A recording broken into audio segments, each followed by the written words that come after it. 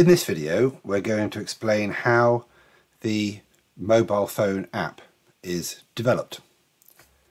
So in front of you, you can see Flowcode. Now this looks just like the Flowcode programs that we've been using before, but actually it's a different application that uses the same user interface, and this is Flowcode Web Developer. Now rather than a panel representing the electronics, here Flowcode Web Developer allows you to design a web page. So this is a web page which is designed using standard controls which you drag and drop onto the panel. And as before, there are a number of macros. Flowcode Web Developer produces JavaScript, and JavaScript is effectively an event-driven programming language. In the main routine, you can see there's no code. But what we've got is code embedded in the macros, which is called by the items on the web page. So here's an enter button that the user can click.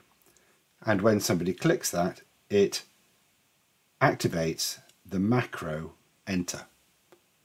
And this is the macro enter. The macro enter addresses this component, which is a fetch component. And what this does is it just asks for the contents of that web page. So enter activates the fetch component. When it's complete, that component calls the macro enter confirmation. And you can see that here. Whenever a page is accessed, there's a returning piece of data that goes with it, and that's the variable, local variable data you can see there. So what this macro does is it sets the contents of this text field. This text field is called response. So it sets the contents of the text field to the data that's returned when that web page is accessed. Then it waits for 4 seconds, and then it sets the contents of that field to locked. And if you remember from the embedded program, all we have to do is access a page. The embedded system in the M5 stack dial detects that that page has been requested, and then it carries out the appropriate routine to unlock the door.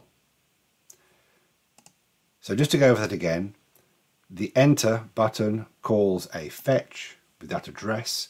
The fetch calls that macro, which then sets the contents of that text box. And that's how the door effectively is unlocked.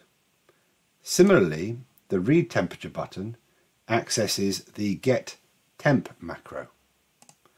The get temp macro activates that fetch component, which looks at the get temp page.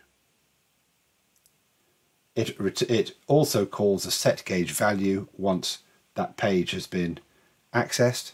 The set gauge value, data is returned, and a macro for this gauge then displays the data that's returned. So this is a very strange way of programming if you're an embedded engineer, but if you've done JavaScript before, then you'll recognize the elements of this programming technique.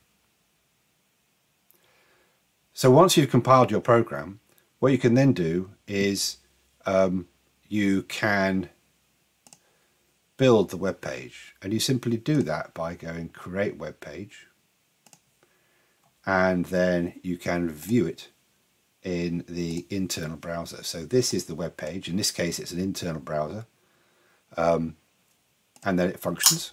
So you can see here on the hardware that it sent the request for page, and that came up. Or you can read the temperature. In this case, the temperature is now 21. And if I put my finger on the temperature sensor, it's gone up to 28. We can also look at the same page in Chrome. So if I load Chrome, this is the same web page, and again, if we click on enter, then that's activated, and click on read temperature, then it gives us the temperature.